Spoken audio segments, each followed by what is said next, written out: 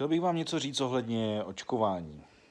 A dlouhou dobu jsem přemýšlel nad tím, vlastně když jsem byl malý, tak jsem mívával jsem hodně těžký noční můry. A pamatuju se, že jsem často měl v určitém období, který samozřejmě nedokážu přesně zařadit, ale jsem si 100% jistý, že to souviselo s očkováním. Měl jsem obrovský horečky a jednou dokonce halucinace. Rodiče se měnili v brouky před očima. Noční můry byly taky často právě o broucích, o mravencích, o různých havěti.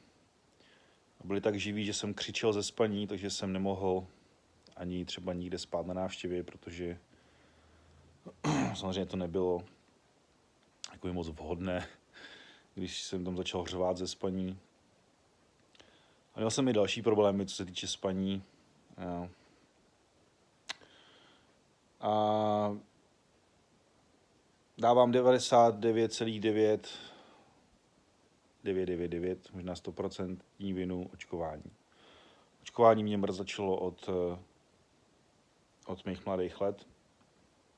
Nedávám vinu svým rodičům, protože ty informace tenkrát asi v těch 90. letech nebylo tak jednoduchý si sehnat, nicméně přece jenom nějaká ta odpovědnost tam je.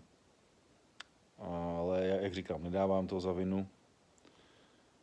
Nicméně já teď jako rodič bych nemohl samozřejmě nikdy nechat očkovat své dítě, když vím, co to udělalo se mnou, jaký trauma to ve mně zanechalo, celá tady ta věc.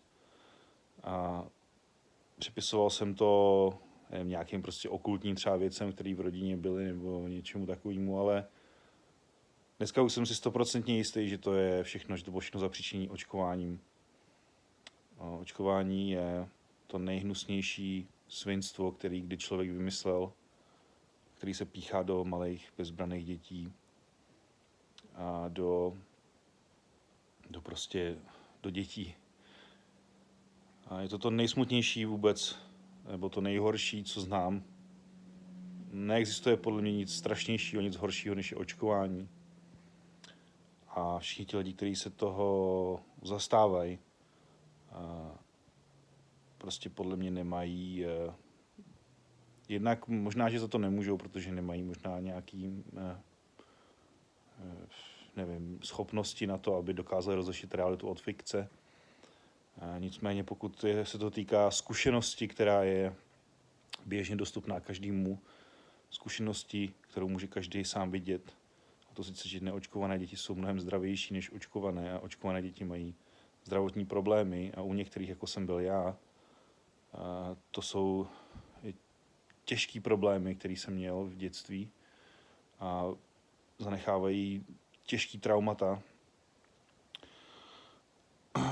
Kdo ví, jaký ještě další jiný prostě věci napáchaly to očkování, o kterým třeba ještě úplně nevím, nebo co všechno, jak moc mě to zmrzačilo, ale zmrzačilo mě to hodně.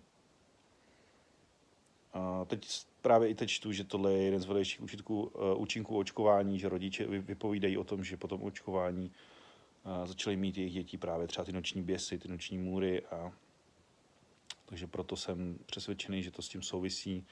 Není se s čemu divit, že jo, hexavakcína, hex znamená jednak 6, jednak čarodejnice, čarodejnictví. Dávají to třikrát až 4krát, tuším, takže když vám to dají 3krát hexavakcínu, tak je to 3x6. Jsou tam prostě látky, které skutečně jako kdyby to, jak si dělali čarodejníci a čarodejnice. Pokud si někdo myslí, že ty látky, které jsou tam obsažené, a může si každý přečíst, zjistit si to složení těch vakcín, a jestli si někdo myslí, že ho to učiní zdravější nebo něco podobného, tak podle mě je mentálně retardovaný. Nebo přinejmenším, nebo nevím, jak si to jinak vysvětlit. Ale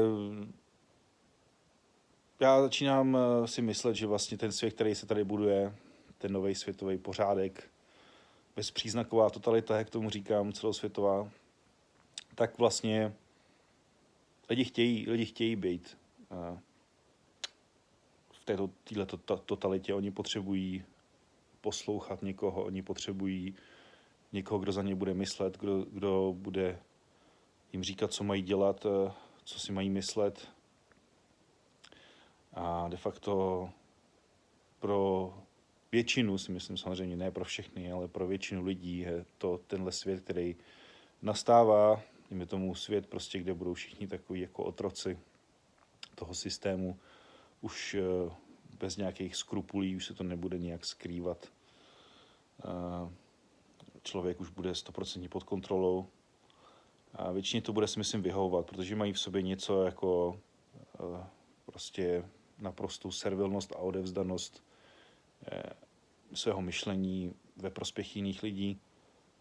Mají v sobě to, že oni nic neznají, že oni na nic sami nedokážou přijít, že všechno je v rukou jiných, veškeré přemýšlení, veškeré názory, které se utvářejí na základě toho, co si myslí, nějaké autority, někdo, kdo má štempel na to, že je chytřejší než oni.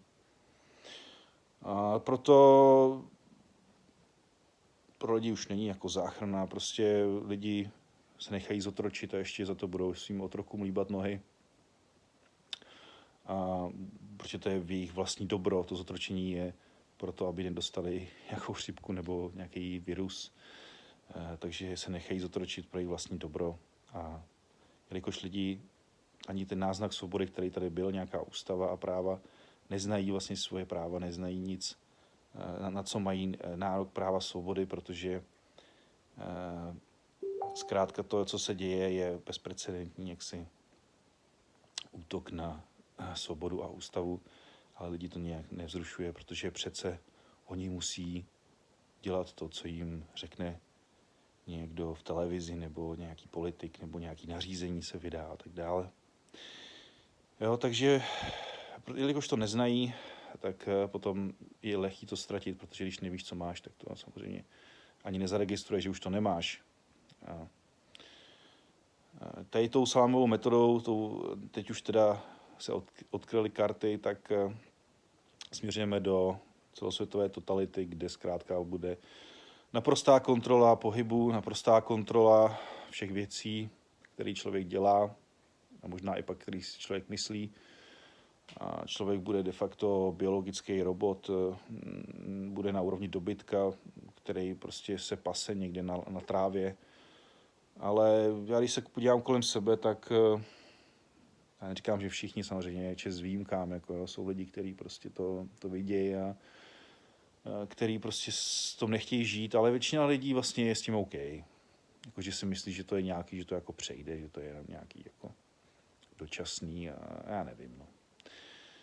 Takže těm lidem přeju hodně štěstí v té nové totalitě. Já osobně v tom žít nebudu moc. Já prostě počítám, že tak rok ještě maximálně, kdy se to bude nějak upravovat a potom prostě jako člověk bude muset jít mimo ten systém, jako mimo, to znamená někam prostě fakt jako do lesa nebo někam do přírody, zajistit si co nejlíp přípravu na to a nějak tam dožít prostě, no, jako nevidím to na díl než na 3 roky tady už, jako fakt ne, protože by se muselo stát fakt nějaká věc z hůry, že by musel skončit svět, druhý příchod Ježíše Krista, něco už aby to prostě skončilo tady, ten hnus zvaný svět a tady ty hnusy, který neumí nic jiného než žhát a lidi prostě, který neumí nic jiného než být dobytek.